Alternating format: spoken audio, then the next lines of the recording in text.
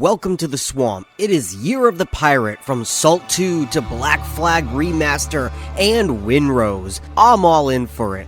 Being a pirate is one of those fantasies that everybody enjoys, whether it's in small doses or they live it. Myself, I, of course, live in Florida, so I grew up from a baby gator surrounded by historical cities from the age of the Caribbean piracy. I've walked through Spanish forts and have seen golden doubloons, and I've even taken part in pirate festivals along the coastline, which are like Renaissance festivals but pirate themed. Dressing up, firing cannons, muskets, and even being a vendor and selling my own handmade items. The point is, if anyone enjoys the fantasy of being a pirate and living in the Caribbean, it would be me. So, how does this game feel? Let's sail on in!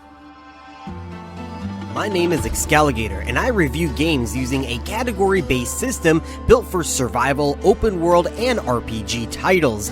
Each category is rated on a scale from 1 to 5, and if something doesn't apply to a specific game, it will not affect the overall score. Now let's get started.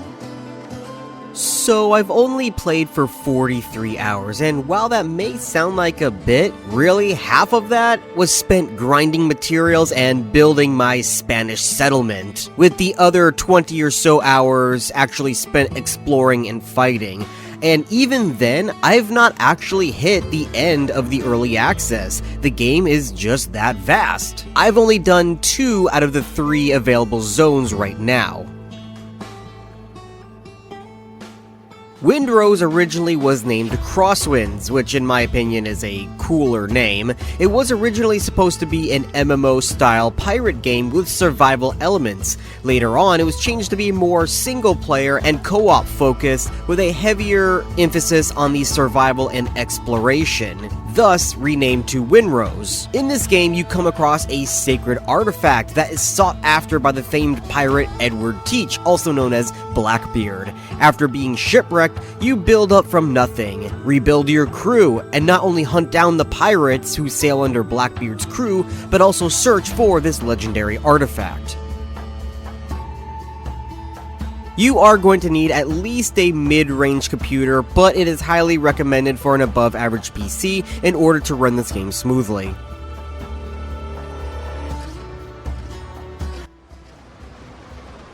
I'm a man. Oh, what? I'm a woman? You're a woman. Whoops. Hold on. Let me You say hold on. The character creation is very good, however, I do have one gripe. Before I get into that, I will say there is a wide selection of options with triangular scalars to shape the character how you wish. There's a lot of selections for hairstyles, tattoos for your limbs, chest, and more. However, my one gripe is that you cannot choose face styles independently of your skin color. While I always like to recreate my original character who has darker skin, but the game forces a specific face style for an African descent character that doesn't exactly fit with my character that I wanted to make. If I wanted a different face, I would have to choose a different race. Then I wouldn't be able to choose darker skin. I personally do not like this limitation. I wasn't even able to use these scalars to make it a little bit less pronounced, I will say. I think this is bigger than most other character creation issues from other games because unlike the tattoos which get covered up by armor or your hair which is covered up by a hat, you will always see your face in this game. Because of that, I am going to give it a lower score of 3.5 out of 5 just because I feel that it's a little bit more important for your face rather than your hair or your tattoos.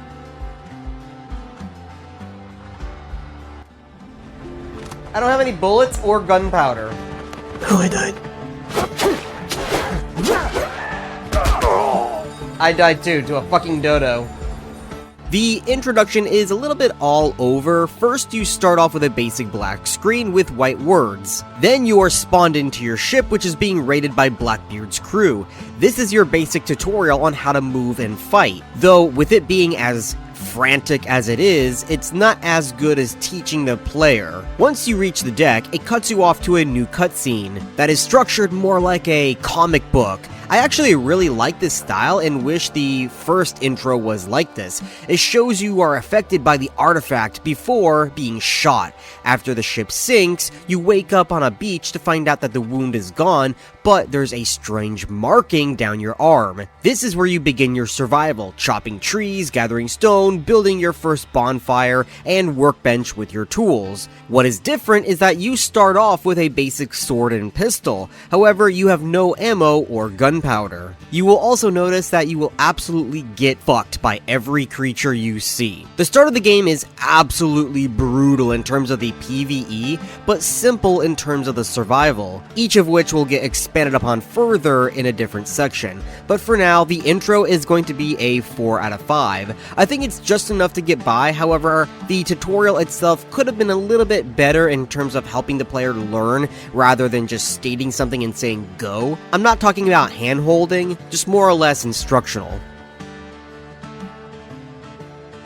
The exploration is the best part of the game. Every save you make will have a procedurally generated map, which means no two playthroughs will be the same layout-wise. Now, really quick, I want to mention something that is going to be relevant to multiple sections of my review. I'm somebody who really hates when you compare games to other games, because when I hear somebody do it, they usually compare two games that are fundamentally different in every way that they are, except for the genre. For an example, I really hate it in the last couple of years where they call every single survival game a new version of Valheim, when the game in question is not even close to how Valheim plays or feels. However, in the case of Windrose, I will undeniably say that this game has taken influence from Valheim in almost every single instance, from the exploration to the food system, building, and even the gameplay loop. But for this section, because it is exploration, we'll just stick to that for now.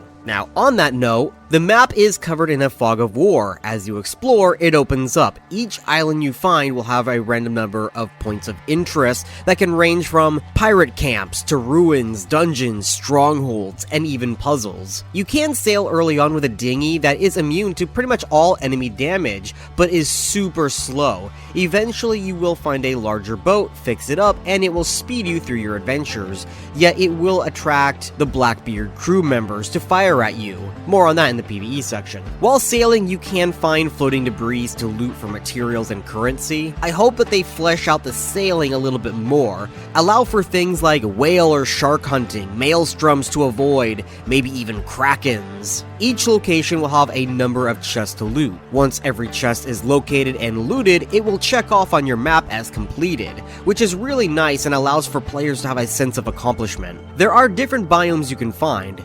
Islands that are just coastal jungles. You have islands with foothills, which are larger islands with higher elevation, but they will also have coastal jungles around the beaches, and you will also have these swamp biomes for the later half of the game. At least as it stands right now. There are plans to be more biomes later, such as the Ashlands, but it is not available right now. Each of the biomes have their own unique materials to gather and build with. Upon finding materials, you will unlock recipes for them. Most of the time, you will need to acquire recipes through this story development or through finding them in chests. You can even find islands that are headquarters for various friendly factions, for trading and sometimes quests. I'll talk about that later on. The faction hubs themselves are usually just small camps where they hang out. I don't really mind that, but my biggest disappointment, I think, has to be Tortuga. It is not a fully fledged city that I had hoped for. I was looking forward to sailing there since it was first hinted at in the demo. I took my ship and sailed straight there, only to discover that the island itself is locked behind an invisible wall. And for story reasons, the city is uninhabitable. You are relegated to a small island just off of the coast of the city, where the survivors and refugees are located. The buildings are derelict and destroyed. There are some vendors and a few people for hire, but there really isn't anything else else interesting happening in here. Though, other than that, I am going to rate the exploration a 4 out of 5. That drop is because I had hoped for an actual lived-in Spanish town for a quest hub with more to do and, bustling with people. However, the rest of the map is filled with tons of points of interest and things to do. I only hope that they expand even further upon it later on. The survival here is really a non-issue, similar to Valheim. You don't need to eat to survive. Eating is optional, yet beneficial. By eating food, you will gain various buffs to your stamina, health, and sometimes to your stats, like increased strength or agility. When it comes to the progression of the game, you only level up and gain experience by completing quests or exploring new locations and completing them. You do not gain experience by killing creatures or pirates. As you level up, you do get talent points to place in one of 4 sections, being for two-handed weapons, ranged weapons, one-handed weapons, or general survival. This is where I'm going to give Windrose a low score of 2 out of 5. I don't think what is there is bad by any means. I do enjoy the systems that are present. The reason why I am giving it a low score is because this game is described as a survival game, and there is little to no survival mechanics. And the hunger system is not really a hunger system, it's just a buffing system. Again, it's not bad, but it's not survival. The building in this game is going to be a highlight. As you see from my footage, I spent hours grinding up materials and deforesting practically 2 islands for lumber in order to make my Spanish settlement, which I am still expanding upon, and I really like improving it further beyond what you see right now. For an example, you're not going to see it in the footage, like the forge area, I put a roof over it, but it turns out the furnace doesn't like being inside, so I renovated it to be an outdoor patio. You build by using a building menu that you can bring up at any time. To make a functional base, you are required to have a bonfire, though most building pieces can be placed outside of the bonfire, so you can just build a simple camp anywhere in the world without having to place the bonfire. But a decent amount of your workstations cannot function outside of its range. The range itself is massive. Even with my village, there is still a lot of the circle that is actually out in the water, so if you build more inland, you can make a small city if you wanted, or just a massive Spanish fort, as I've seen others do in screenshots. Now, here's the catch. You do not unlock building types or items themselves by leveling up. Decor items are found out in the world, with recipes you can get inside of chests or sometimes by boss battles, but the primary building sets are only purchased through the factions in Tortuga after leveling up each faction and then using money to pay for it. Now, I normally would not mind that. You have to level up the reputation, you get the enhanced building sets, and then you upgrade, right? Well, that's going to be the issue with the whole system. Unlike other games like Conan Exiles or Ark Survival Evolved, where you can lay over the higher tiered building pieces over the lower tiered ones and replace them easily, you cannot do that in this game. If you wanted to build a certain set, you would have to build it from the start. You can't just start building with the sticks and reeds to make the outline and then lay over the stone and lumber over it. You have to manually dismantle all of it and rebuild. That is why it is the biggest issue. Other than that, relocating isn't a big deal.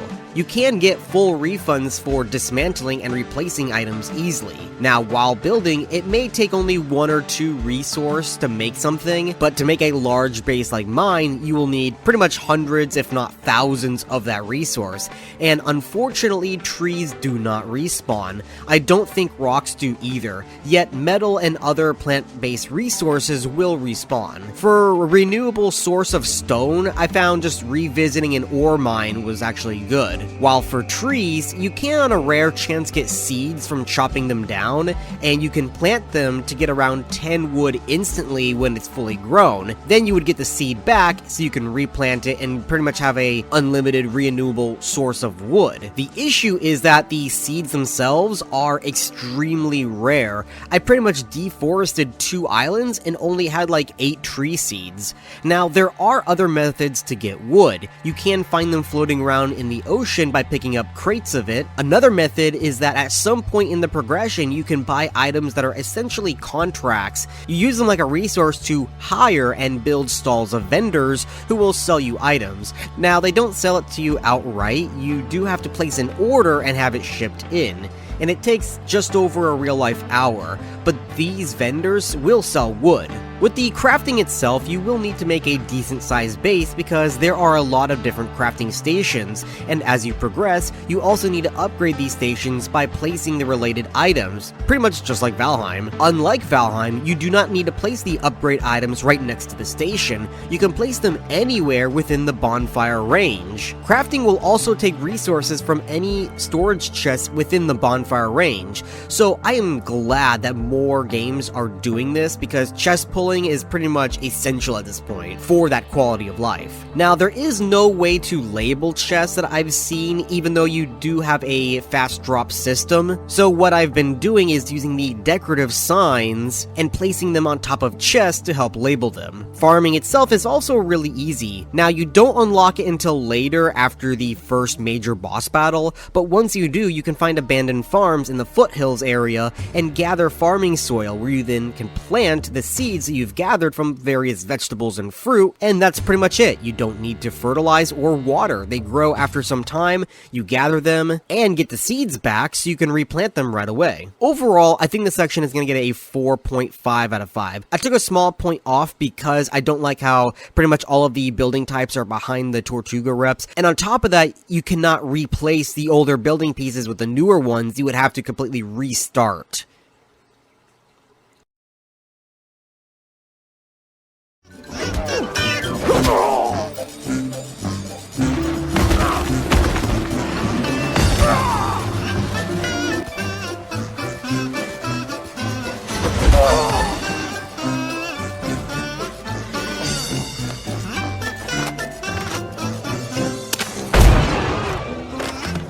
Ah yes, PvE. So this is going to be a fun section.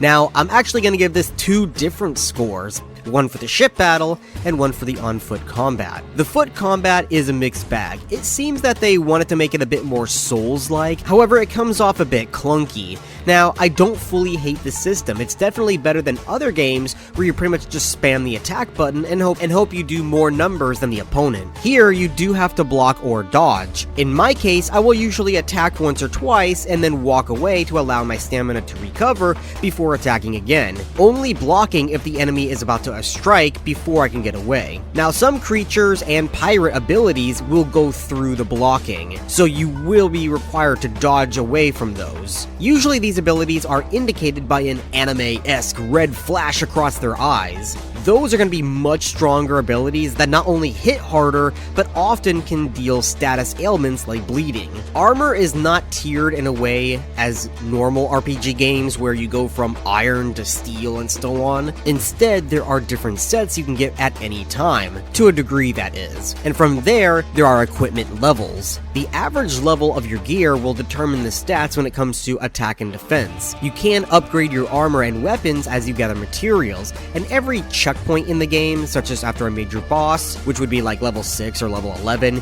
you can craft the item off the bat from those levels, rather than starting from level 1 all over again if you make a new piece. Each armor set has different set bonuses, which can help with different combat styles, and you can even mix match them to get a 2 set from certain armors of different strengths. Weapons are a bit different. Now, some of them will simply have attack damage, while more rare quality weapons will have bonuses too. Now, what I found weird is that you can upgrade blue items into purple, which gives them an additional bonus, but you cannot do the same to a green item and turn it into a blue. It doesn't make sense to me. For any armor or weapon, once you acquire it either from the world or from a purchase, you will unlock the recipe permanently so you can craft it as many times as you want afterward. One thing I did not like was the dismantling bench. It pretty much brings up every single equipment you have on your person, including what you have equipped or on your hotbar. so you can easily accidentally dismantle things that you were using, whether it was your weapon or armor you were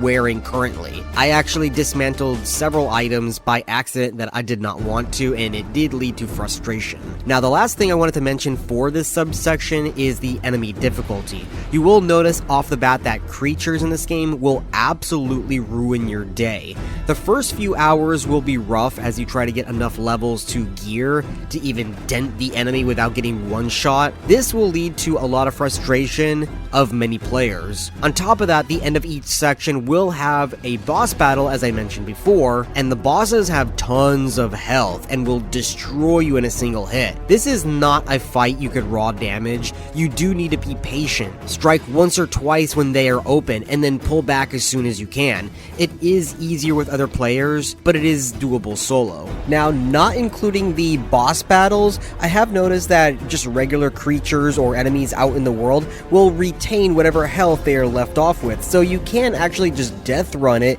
if you are having trouble with a specific area. I've done this several times with some, I would say, mini bosses such as the savage boars. I would put a tent just outside of its spawn and keep running back every time I died, whittling away its health until it eventually died after I've died like 20 times. So that is something you can do with any camp out in the world if you are having trouble with it, and you can place the camp closer to it so you don't have to run across the island if you need to. Now, for the on-foot combat, I'm going to be rating it a 3.5 out of 5. Again, I like how it's different from other survival games that I play, and it makes it more unique. However, for what they're going for, it does feel a bit clunky and will take getting used to. For the ship combat, it is very similar to games like Black Flag, where you're given an arcing range for your cannon fire. You can fire from either the starboard or port side, as well as from the bow. And for you non-nautical speakers, that's pretty much left side, right side, and forward. Each one of these cannons will have different reloads,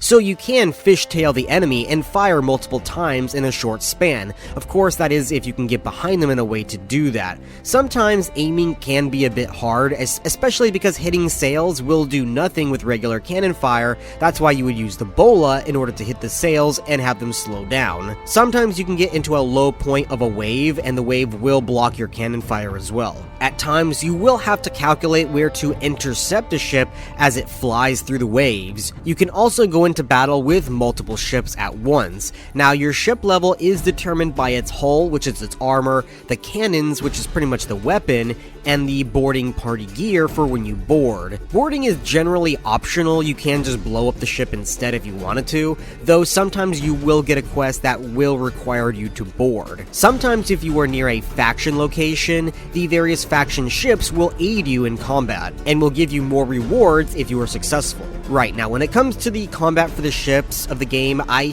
feel like giving it a 4 out of 5. It isn't as fleshed out as I would want it to be, but it definitely functions a lot better than the foot combat, and is way more fluid. Overall, the combat of this game for both sections is unique to other survival games, but definitely can be fleshed out more in areas. Overall, it is serviceable.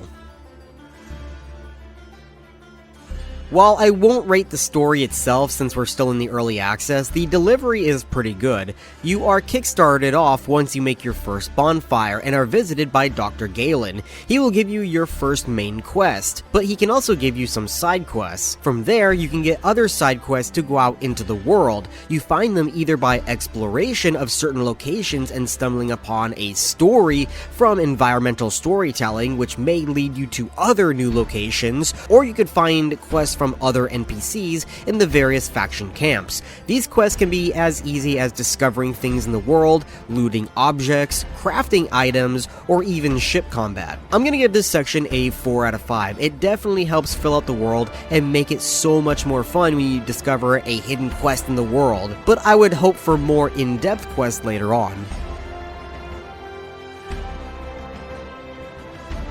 Windrose actually ran fairly well. I think my friend did have one disconnect, and at times when we were far apart from each other, the game did drop in frames or would freeze fully for a moment while he loaded in, but other than the multiplayer hiccups, this game never really had any issues. No crashing, almost no graphical issues. Now, I do know early on that they had issues with the connectivity in multiplayer. Apparently, a lot of people had issues with it. I will say I never once had that issue. We were able to connect, no problem, though I believe these issues are now gone after they did partner up with another company in order to help them in that department. Overall, I'm going to give this section a 4.5 out of 5. It's not perfect, I did have blips here and there, but the game experience was never harmed from it.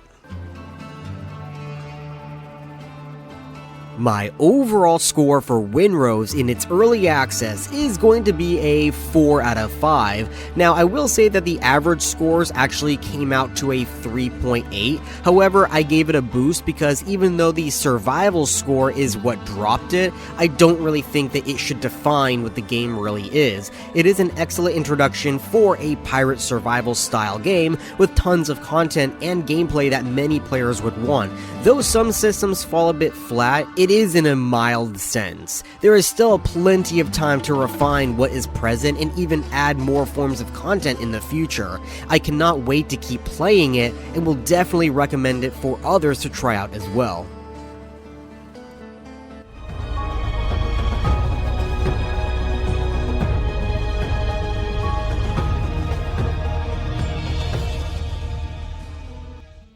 And that is the end of this video. If you enjoyed this review, make sure to subscribe. I'll be diving into more in-depth reviews of open-world sandbox RPG games, including ones no one ever talk about, buried deep in the darkest corners of Steam. Some of them even look like the muck at the bottom of my pond. For pure gameplay content, check out my second channel, Excalligator Gaming, where I post full narrated playthroughs, funny shorts, and streams. Do you have a game that you think I should cover next? Drop it in the comments below. Florida Gatorman out.